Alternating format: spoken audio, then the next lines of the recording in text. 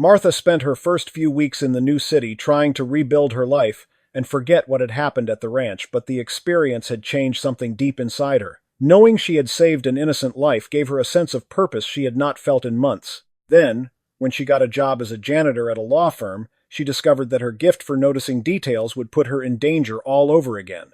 Martha said, "Miss Gloria, the cleaning supervisor, you'll be working the night shift. The office is empty then.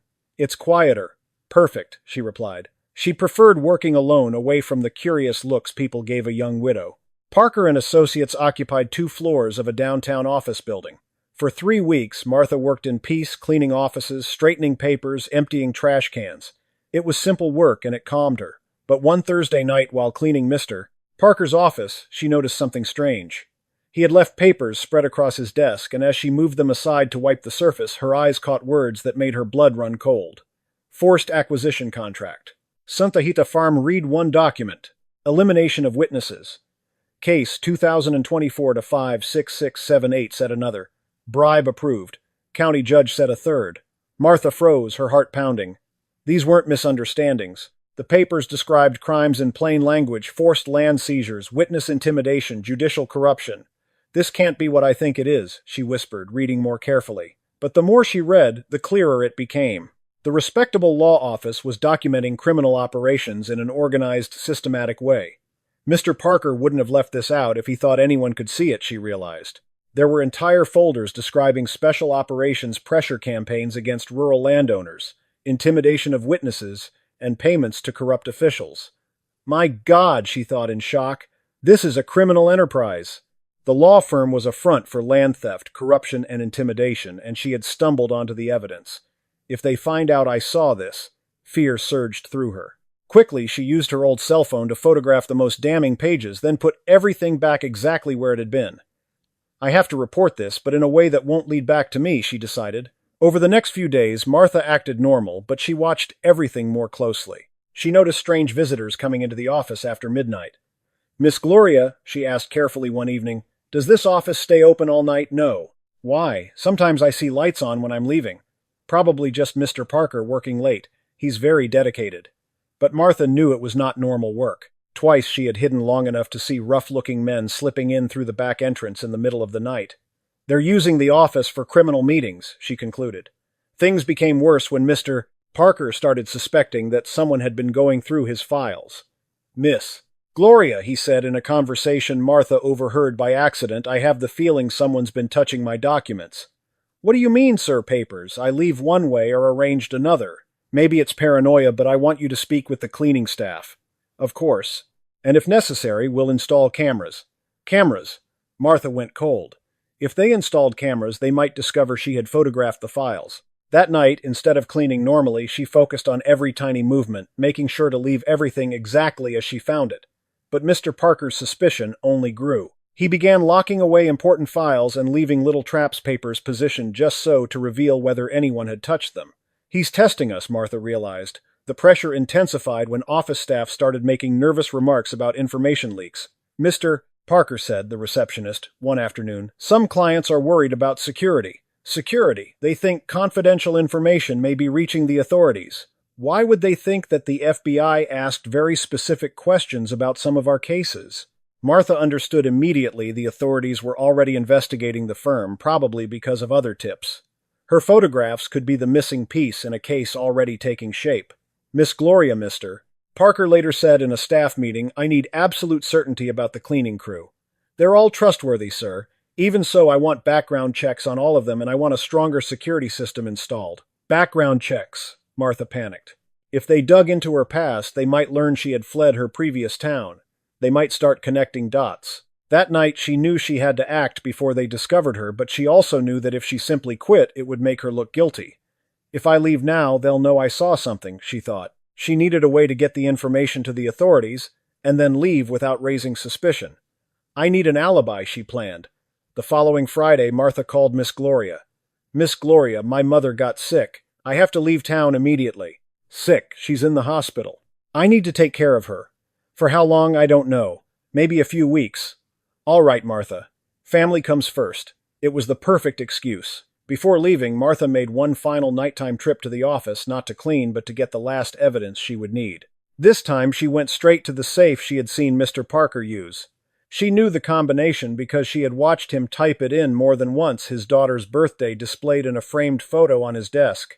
If he hides the most important things anywhere, it'll be in the safe, she reasoned. When she opened it, she found more than she had imagined. Stacks of cash, forged property records, bribery contracts, even recordings involving corrupt officials. This is enough to bring down the entire operation, she realized. She photographed everything carefully, then locked it up exactly as it had been. Now I have evidence that can destroy this whole network, she told herself. The next day, before her supposed trip to care for her sick mother, Martha went to the FBI and filed a full report.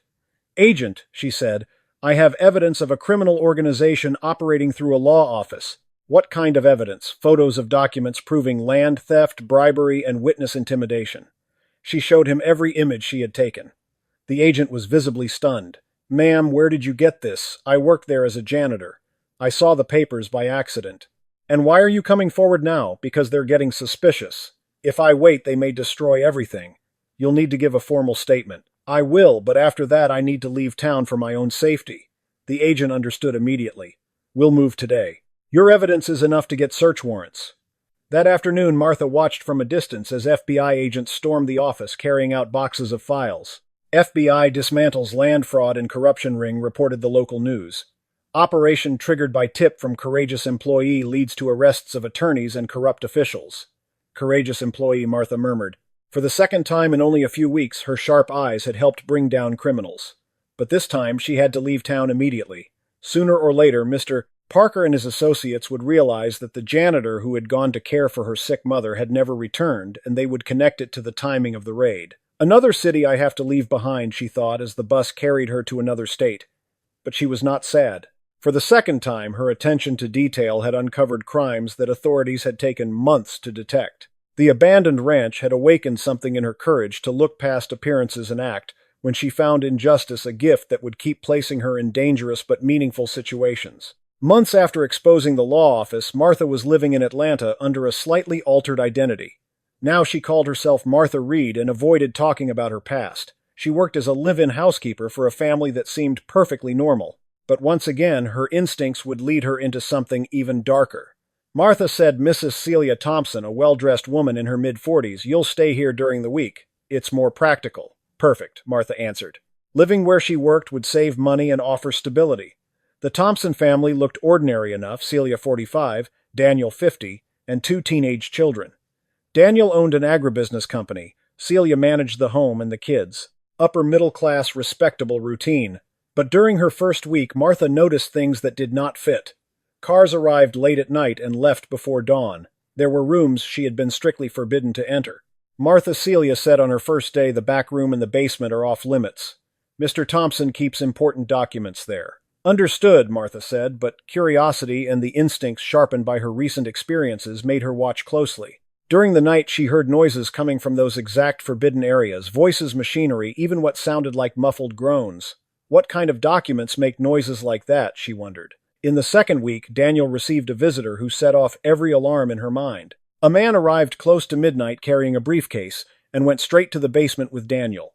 An hour later, he left carrying a different case, a briefcase swap. That's something out of a crime movie, she thought. The family's behavior became stranger still. When Martha noticed a pattern every Saturday afternoon, they all left together and did not return until late Sunday night, and every time they reminded her under no circumstances to go near the basement while they were gone. If there's nothing wrong down there, why so much secrecy, she wondered. One Thursday night, while washing dishes in the kitchen, Martha overheard a tense argument coming from Daniel's home office. "We can't keep doing this," said a woman's voice she did not recognize. "It's too risky," Daniel replied. "If we get caught, we all go to prison," said a third voice. "Then we need to move the operation," Daniel concluded. It was exactly the kind of conversation Martha had learned to recognize. Not again, she thought, torn between dread and determination. In the days that followed, she watched even more carefully. Daniel constantly used burner phones, changing them every week, and he always spoke in code. The shipment arrived. "Quality is excellent. Buyers are satisfied. Next delivery is Tuesday." It sounded like trafficking, drugs, weapons, something equally serious. Confirmation came on a Monday, when Martha pretended she had forgotten something in her room and returned home during hours when the family was usually away. She heard voices from the basement and quietly descended a few steps so she could listen better. 50 kilos this week, Daniel said. Purity is perfect, answered an unfamiliar voice. The police suspect nothing, said a third. A respectable family is the perfect cover. Martha felt the blood drain from her face. The family was using their home as a trafficking base, and she was living right in the middle of it. She went back upstairs quickly and pretended to clean when they returned. Martha Celia asked, "You didn't go down to the basement today, did you?" "No, ma'am." "Why, just checking." "You remember it's off limits, right?" Celia's tone had changed. There was a threat hiding beneath her words now. They're getting suspicious, Martha realized. That night she pretended to sleep but stayed alert.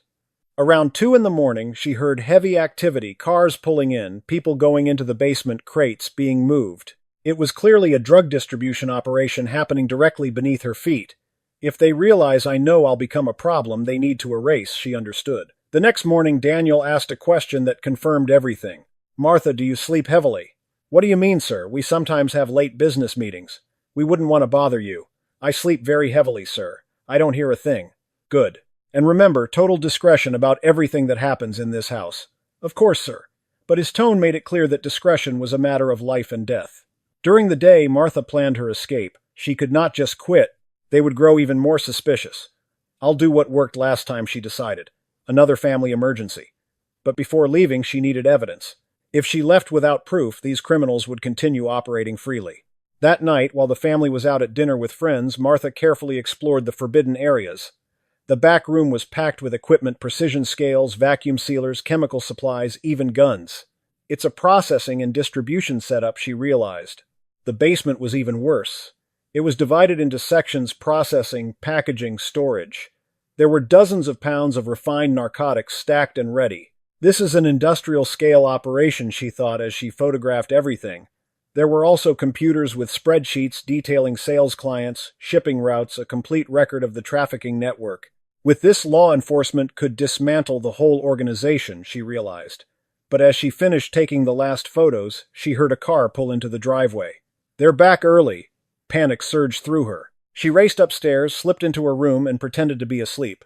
But Daniel came directly to her door. "Martha, can I talk to you?" "Yes, sir," she said, acting groggy. "I noticed the basement door was partly open." "I don't know how, sir. I didn't go down there." "Are you sure? Because if someone saw things they shouldn't—" His voice was openly threatening now. "I'm sure, sir. I was asleep the whole time." "I hope that's true. Because people who see things they shouldn't sometimes have accidents." It was no longer a hidden threat. Daniel believed she might have discovered the truth. "I have to get out of here today," Martha decided. The next morning she called Celia. "Mrs. Thompson, I got an emergency call. My sister was in a serious car accident. An accident. She's in critical condition. I need to leave today." "Today, Martha? That's very sudden." "I know it's inconvenient, but it's a family emergency." "How long will you be gone?" "I don't know. It could be permanent if she doesn't recover." Celia looked suspicious, but she could not refuse a supposed family crisis. "All right. Go take care of your family." Still, Martha could feel the family watching her for the rest of the day. "If they figure out I'm lying, they may follow me," she thought. Before leaving, she slipped into the bathroom and quietly called the FBI. "I want to report a drug trafficking operation." Location: the Thompson residence, 247 Acacia Lane, South District. "How do you know I worked there as a housekeeper?" "There's a full processing lab in the basement." "Can you give a statement?" "Yes, but I need protection. They suspect I found out." "We'll move today." "Meet us somewhere safe. Please make it fast before they run." 3 hours after Martha left the house, FBI agents surrounded the property. Drug lab, hidden inside family home, dismantled, the local news reported. Tip from domestic employee leads to seizure of 50 kilos of refined cocaine. This time Martha had to be placed in witness protection. The Thompson family had deep ties to organized crime, and they would not hesitate to silence her. "Miss Reed," a federal agent told her, "your courage saved many lives. Those drugs were headed for schools across the region." "I just did what was right," she replied. "You did far more than that. Your observations are exceptionally precise." The abandoned ranch had awakened more than courage in Martha. It had awakened a calling, a talent for identifying and exposing crimes that authorities might have taken months or years to uncover on their own. But now she understood that this gift came with a price. She would have to keep moving, stay alert, and always be ready to start over whenever she discovered a truth dangerous enough to get her killed. 2 years after entering witness protection, Martha was living in Washington, D.C., under a completely new identity. Now Maria Santos. when she received an unexpected proposal from the federal agent who had coordinated her earlier cases. Maria Agent Rodriguez said in a confidential meeting, "We want to make you an official offer." "What kind of offer?" "Work with us as an undercover operative. Your observational skills are exceptional." It was an invitation to turn the curse of always finding crime into an official mission. "What do you mean?" she asked. "We place you in environments where we suspect criminal activity. You observe, document, and help us build cases. The risks would be the same risks you already face on your own, except this time you'd have training protocols and backup." Rodriguez explained that her 3 previous tips had led to the arrest of more than 50 criminals and the seizure of millions of dollars in illegal assets. "You have a natural talent for infiltration. We can make it official." For a week, Martha weighed the offer. It meant embracing a life of danger forever, but also using her instincts to protect innocent people. "If I say yes," she finally asked, "what would my first mission be?" Rodriguez's expression darkened. "A child exploitation network. We need someone who can infiltrate as domestic staff." Child exploitation, yes. High priority. Very dangerous. The mention of children settled the question instantly. "I'm in." In the weeks that followed, Martha underwent intense training surveillance techniques, covert photography, secure communication, and safety protocols. Maria, an instructor, told her rule number 1, never expose yourself unnecessarily. Your safety matters. Rule number 2, document everything but only act when the evidence is undeniable. Her first official mission was to infiltrate the home of a respected federal judge suspected of facilitating illegal adoptions that fed an exploitation ring. "Judge Sullivan is publicly admired," Rodriguez told her, "but informants say he uses his position to move children through fake adoption channels." "What do you mean by fake?" "Children are adopted, then vanish from the official records. We suspect they're being sold into exploitation." Martha entered the judge's house as Maria, a housekeeper hired while his wife was away. During the first week, she noticed patterns immediately. Judge Sullivan received couples late at night, and every meeting ended with thick envelopes of cash being exchanged. He also made repeated references to special children available. "We've got an 8-year-old blonde boy," she heard him say on one call. "Price is $50,000 cash up front," he said on another. "Delivery next week. Documents already prepared." It was unmistakably commercial language, but he was talking about children. Confirmation came when Martha accessed files on his computer, photographs of children, their ages, physical descriptions, and prices. "My God," she whispered. "It's a catalog of children for sale." There were forged adoption contracts, fake birth records, and lists of international buyers. Judge Sullivan doesn't just facilitate this. He coordinates an international child trafficking network, she realized. But the most horrifying discovery was in a folder labeled Suppliers, a list of orphanages, shelters, and even hospitals providing children to the network. These aren't just illegal adoptions, she thought in horror. This is the systematic kidnapping of institutionalized children. For 3 weeks, Martha documented the operation in detail: names, amounts, routes, destinations. "Rodriguez," she whispered during a secure communication, "it's worse than we imagined." "How much worse? It's not one corrupt judge. It's an international ring selling hundreds of children a year. Hundreds. I have documents showing over 400 transactions in the last year alone." The operation to dismantle the network became the largest case Martha had ever participated in. It involved the FBI, Interpol, and authorities from 5 countries. Operation Lost Childhood dismantles international child trafficking ring, news outlets around the world reported. Undercover operative helps rescue 89 children. But the success brought unexpected consequences. Her infiltration had been so effective that international agencies began requesting her by name. Maria Rodriguez told her at another classified meeting, "Interpol wants you to lead an investigation in Thailand." Thailand, a child sexual exploitation network. They need someone with your skills. "Rodriguez, does this mean I'll never have a normal life?" "It means you have a rare gift for saving innocent children." It was a painful choice: use her skills for the greatest possible good, or try to build some kind of stable personal life. "How many children are being exploited while I'm hesitating?" she asked. "Hundreds," he said quietly. "Maybe thousands." Over the following years, Martha, known internationally only as Agent M, led investigations that dismantled criminal networks in 12 countries. Her methods of undercover infiltration as a domestic worker became a model for international law enforcement. Agent M developed protocols that revolutionized covert investigations, Interpol documents stated. But the personal cost was enormous. Martha never again had a fixed identity, a lasting relationship, or what most people would call a normal life. Rodriguez, she once said to him quietly, sometimes I wonder what would have happened if I had never looked through that gap in the ranch window. Hundreds of criminals would still be free, he replied, and thousands of victims would have had no justice. And I would have been an anonymous woman living a simple life. Maybe, but you wouldn't have become the hero who saved so many. 10 years after accepting the job, Martha had helped coordinate operations that led to the arrest of more than 1,000 criminals and the rescue of countless exploited children. Agent M, the Interpol director, said at a ceremony, "Your personal sacrifices have saved an entire generation of children."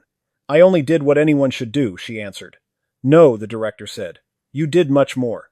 You turned personal tragedy into a mission that protects the most vulnerable." The abandoned ranch had awakened more than courage to report a crime. It had awakened a calling that required sacrificing personal dreams for a mission that protected people who could not protect themselves. "Paul," she whispered, during a rare visit to her husband's grave, "I never had children of my own, but I helped protect thousands of children from terrible fates." That window at the ranch had shown her far more than criminals planning violence. It had shown her that she had a unique ability to see beyond appearances and use that vision to fight injustices. Conventional authorities often took years to uncover. But it had also shown her that great purposes often require great sacrifices. In her case, the sacrifice of a normal life in service of protecting the vulnerable. 10 years into her life as Agent M, Martha faced her most dangerous mission yet when she received an offer that tested every value she had built. A private global security consortium offered her an astonishing sum to privatize her skills. "Agent M," said Mr. Crawford, an executive from Global Security Solutions, "we have an offer that could change your life." "What kind of offer?" "We want you exclusively. $50 million for 5 years. $50 million was enough to guarantee complete financial security for the rest of her life. "And what exactly would I be doing?" she asked. "Protecting corporate interests, investigating internal leaks, commercial counterintelligence." Crawford clicked through a glossy presentation. "Looking into disloyal employees, infiltrating problematic unions, neutralizing unfair competitors. Your skills would be used to protect major corporations." Martha studied the offer. On the surface, it resembled the work she already did, but the purpose was completely different.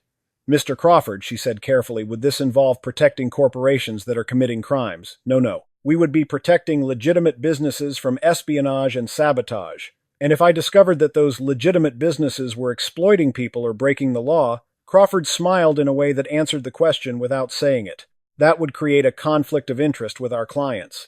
It was exactly what she had suspected. They wanted to use her skills to shield wealthy criminals instead of exposing them. "My work has always been about uncovering crime, not covering it up," Martha said. Still, the temptation was real. After 10 years of living under false names and constant danger, the idea of financial safety and stability was powerful. "I need time to think," she said. "Of course," Crawford replied, "but the offer expires in a month. Private security is competitive." For a week, Martha wrestled with the decision. She could finally step away, live comfortably, even build something like a normal life. "Rodriguez," she asked during a private conversation, "what do you think financially? It's tempting," he admitted. "But you'd become the protector of the same kind of predators you've spent your whole life fighting. I could retire afterward. I could finally have peace." "Maybe," he said.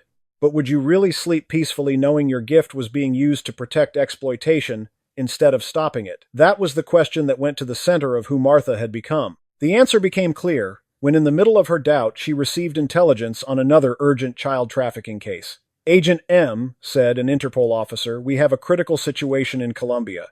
"What kind of situation?" "A network kidnapping rural children for international sale. Over 200 children already missing." 200, yes, and the only person we can place undercover is someone with your skill set. Martha looked at the $50 million contract sitting on her desk, then at the report on the abducted children. "When do we leave?" she asked. "Immediately, if you accept." "Then I accept, and I'm rejecting the private offer. My mission is to protect victims, not predators." The Colombia infiltration became one of the most dangerous operations of her life. The network operated in territory controlled by paramilitary groups and traffickers. "Maria," she said when she introduced herself as a housekeeper to the family suspected of coordinating the kidnappings, "I really need this job." "You don't ask questions," the mistress of the house asked suspiciously. "No, ma'am. I just work." For 2 months, Martha documented a system that abducted children from isolated communities and sold them into international trafficking networks. "How many children have come through here?" she quietly asked another employee. "A lot," the woman whispered fearfully. "But we can't talk about it." The evidence Martha gathered led to a major international operation that rescued 847 children and arrested more than 200 criminals. Operation Liberation rescues nearly 1,000 kidnapped children, newspapers around the world reported. Undercover agent risks life to expose ring active for a decade. When Mr. Crawford learned that Martha had turned down $50 million to continue fighting child trafficking, he made one final attempt. Agent M, you turned down the chance to be rich forever. I chose the chance to sleep with a clear conscience forever, she replied. Conscience, you're always running, always in danger. I live knowing that hundreds of children are safe because I chose to fight instead of sell myself. 5 years after rejecting the offer, Martha was honored by the United Nations as a global defender of children's rights. Agent M, the Secretary General, said your personal sacrifices have saved thousands of children from exploitation. I only made the choices that would let me look in the mirror without shame, she answered. You did much more. You proved that some people cannot be bought at any price. The ceremony brought together representatives from 40 countries where Martha had worked. Hundreds of families whose children had been rescued through her investigations were present. Agent M said, the mother of one rescued child through tears, how can I ever thank you for giving me my daughter back? Keep protecting her, Martha said softly. That's the best thanks you can give me. But you gave up everything for people you didn't even know. I didn't give up everything, Martha replied. I found a purpose worth more than any fortune. 10 years after rejecting the $50 million, Martha was running the International Academy for the Training of Child Protection Operatives. Agents, she told a new class of recruits, you will all face temptations to use your skills for your own benefit. Always remember, our job is to protect those who cannot protect themselves. And if someone offers you a fortune to switch sides, ask yourself one question. How much is it worth to look in the mirror and see either a hero or a villain? The Agent M Institute became the world's leading center for training investigators specialized in crimes against children. Rodriguez, she said one evening, sometimes I wonder whether I made the right choice turning down those $50 million. Do you really doubt it? No. I just sometimes imagine what it would have been like to have a safe, comfortable life. You might have had comfort, he said, but it would have been empty. Your life is dangerous, but it's full of meaning, and that's what matters in the end. The ranch had revealed more than Martha's ability to observe. It had revealed that she had the character to choose meaning over money, purpose over security, mission over comfort. At 40, she had no family of her own, no permanent home, and no financial luxury, but she knew she had used her life for something larger than herself. Paul, she whispered during one of her rare visits to his grave, we never had children together, but I helped protect thousands of other people's children. 15 years after she first looked through the gap in that abandoned ranch window, Martha was presiding over the opening of the Agent M International Center for Child Protection, the world's largest organization dedicated to fighting child exploitation. At 40, she had transformed one accidental discovery into a global movement that saved thousands of lives every year. Ladies and gentlemen, she told the 1,000 guests gathered there, today we are not simply opening a center, we are honoring every child who found the courage to survive what cruel adults did to them, and every person who chose to fight for them instead of looking away. The center included an international training academy, a research institute on child exploitation, a rehabilitation center for victims, a global library of investigative methodologies, and a child protection system recognized by the UN as the gold standard worldwide. Rodriguez, she told her old partner, now the Academy's director, I never imagined that one broken ranch window in the middle of nowhere would reveal the path that led me to protect children around the world. You didn't just look through a window, he answered. You looked past appearances and decided to act. That's what separates ordinary people from extraordinary ones. He was right. The movement had become public policy in 50 countries, leading to the rescue of over 10,000 children and the imprisonment of thousands of predators over a decade and a half. That afternoon, after the final guests had left, Martha walked alone through the complex she had created. Investigators training in covert techniques, psychologists counseling, rescued children, former victims, now working as mentors. It all functioned like a vast protective network born from the courage to face painful truths. Paul, she said, before the memorial she had created with her husband's photo, I turned our personal tragedy into protection for thousands of families. I hope you'd be proud. The memorial stood in the central garden, symbolizing the way love can become protection long after death. Martha's own transformation had been extraordinary. She had begun as a widow running from gossip. Now she was an internationally respected defender of the vulnerable. She thought of Mr. Crawford, the man who had once offered her $50 million. Thank you for testing my values, she said in reflection. You forced me to choose between personal wealth and the wealth of purpose. Crawford himself, changed by the years, had eventually become a donor to the center, having learned that investing in the protection of children brought more meaning than exploiting the vulnerable. 6 months later, Martha was invited to receive the Nobel Peace Prize for her work in global child protection. Miss Martha Santos, the Nobel Committee, announced, "Your life proves that true heroism is born when brave people transform accidental discoveries into missions that protect the most vulnerable of humanity." In the audience sat hundreds of children rescued because of her investigations, beside families who had recovered sons and daughters they had thought lost forever. "Honorable members of the committee," Martha said in her acceptance speech, "when I looked through the crack of an old ranch window and saw criminals planning violence, I never imagined that 15 years later I would stand here representing thousands of people who chose to protect children instead of ignoring their suffering." After the ceremony, she was named the world's ambassador for child protection, responsible for coordinating international efforts against exploitation. 3 years later, in that role, Martha was overseeing programs in 80 countries, all based on the methodologies she had developed since that day at the ranch. "The legacy of that window has reached the entire world," said the director of the center during an international video conference. "And there's one especially beautiful result," Martha replied from UN headquarters. 98% of the children we rescue are able to fully reintegrate into society when they receive proper support. It was proof that true protection does not just stop harm, it restores lives. "And the next generation of investigators," the director asked. 500 centers, 50,000 trained agent systems implemented on every continent, he said with pride. "Your courage at that ranch created a global army of defenders." On one annual return trip to the United States, Martha made a special stop at the site of the original ranch, now preserved as the birthplace of the child protection movement. "You criminals," she said at the memorial, "built there, you never imagined that trying to silence one witness would give birth to a movement that has already protected 100,000 children. Sometimes evil produces a greater good than it ever intended." A family of birds had built a nest on the memorial, as if nature itself were acknowledging protection, renewal, and life. 5 years after receiving the Nobel Prize, Martha inaugurated the Agent M Global University of Child Protection, the first university in the world entirely dedicated to training specialists in combating child exploitation. Students, she said to the 5,000 members of the first class, who had come from 100 countries, "You are the generation that will eliminate child exploitation from this planet." The university offered groundbreaking degrees in child exploitation, criminology, trauma, rehabilitation, psychology, undercover investigations, and protective technology, all built from decades of real-world experience. Professor Martha, one African student, asked, "How did you turn one accidental witness moment into a worldwide movement?" Martha answered without hesitation. "By remembering that every exploited child is someone's child loved just as deeply as any parent loves their own." "And what is the most important lesson the ranch taught you?" another student asked.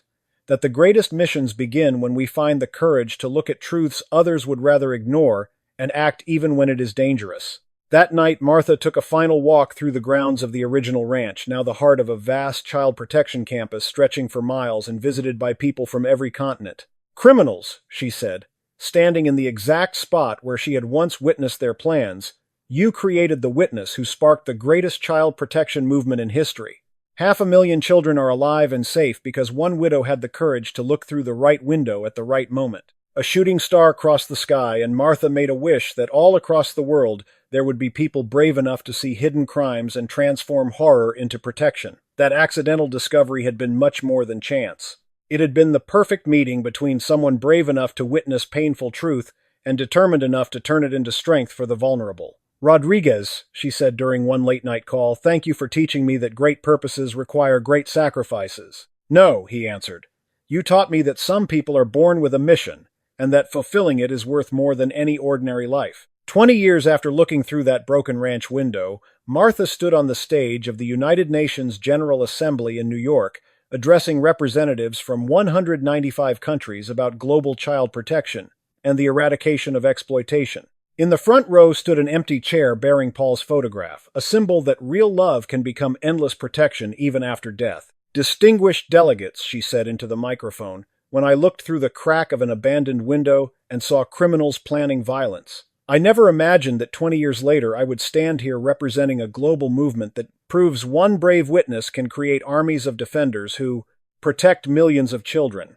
The Agent M Global Network had become the largest child protection organization in history, with centers in 150 countries, 2 million children directly protected, and methodologies recognized by the UN as the gold standard in eliminating child exploitation. Today, she continued, we coordinate a system that has transformed 50 million lives through prevention, early intervention, and the training of 1 million defenders each year. I can now say with certainty, no window is sealed tightly enough to hide crimes forever when there are people willing to turn witnessed horror into protection for all humanity's children. In the audience, representatives of child welfare organizations, ministries, and anti-exploitation task forces wrote down every word. The Window of Truth method had become an international protocol for identifying and stopping child exploitation. But I want to make one thing clear, Martha said. The true treasure was never the billions of dollars our movement mobilized for child protection. It was discovering that every crime witnessed can generate enough courage to protect entire generations if there are people with enough love for children to turn witnessing into mission. The numbers were staggering. Beyond the global network, Martha had created the Paul Santos World Fund, which financed rescue operations in countries where exploitation had long been tolerated or ignored. In 2 decades, the movement had helped dismantle 10,000 criminal networks and protect 5 million children who were now able not only to survive but to thrive. That is why Martha announced today I am launching the Global Virtual University of Courageous Witnesses, which will provide free access to 1 billion people to the methods of turning witnessed horror into child protection, linking individual windows to a universal vision so that courage can feed protection instead of indifference feeding exploitation. The auditorium erupted in applause. The university would be financed by 200 countries and become the largest revolution in child protection history. I promise to honor the eternal memory of Paul Santos, Martha said, her voice shaking. The love that gave me the courage to look through the right window at the right time taught me that true love multiplies itself by protecting children we may never know. After the assembly, Martha was received by the UN Secretary General, who wanted to meet in person, the woman known around the world as the woman at the window. Dr. Santos, he told her, your journey with Paul is now part of humanity's moral heritage. I would like to name you the first global ambassador for the revolution in child protection. It was an honor beyond anything the frightened widow at the ranch could ever have imagined. That night in her New York hotel room, Martha made a video call to the center back home. How's our original ranch? She asked. It's now a UN Child Heritage Site, the director replied. Families from 200 countries come every year to see the window where the child protection revolution began. The global results are breathtaking. 150 countries, 1 million centers, 500 million children protected from exploitation. Martha's greatest joy was knowing she had created a movement, proving that love for children when multiplied by courage can defeat exploitation. The next morning, before returning home, she visited the World Museum of Child Protection, where a permanent exhibit was being opened in honor of witnesses who had transformed horror into hope. A plaque read, Heritage of Humanity, the Ranch, where one witness sparked a global child protection revolution. The exhibit included a replica of the original window photographs from the early cases and testimonies from millions of people whose lives had been changed. It's overwhelming to see that one window now protecting children across the world, Martha told the curator. On the flight home, she flipped through international magazines describing the impact of her methods. One cover brought tears to her eyes, Martha's Window: How One American Widow's Accidental Witness Protected Millions of Children Worldwide. As the plane crossed the region where it had all begun, she looked down and saw below her the vast Agent M Child Protection City, a sprawling campus filled with universities, research centers, rehabilitation institutes, and the world. Headquarters for children's rights. The abandoned ranch had hidden far more than criminals planning violence. It had hidden proof that one witness, armed with courage and love, could generate enough protection to reach entire civilizations. When her plane landed at sunset, millions of child advocates, social workers, former victims, and families awaited her with signs in hundreds of languages. "Welcome home, Ambassador Martha," they shouted. That night she walked once more to the exact window where she had first witnessed the crime. Now thousands of replicas stood around it, symbolizing the many witnesses across the world who had followed her example. "Criminals," she said, before the International Memorial built there, "you never imagined the revolution of child protection your crime would trigger. 1 billion children now live more safely because one widow had the courage to look through the right window and turn what she saw into the greatest child protection movement in human history." A rain of shooting stars streaked across the sky, and Martha made one last wish that in every nation there would be brave people willing to see what others refused to see, and transform horror into protection for all children. The accidental witness had become much more than an accident. It had become the meeting point between courage and love, and from that meeting came a movement that protected the world's children.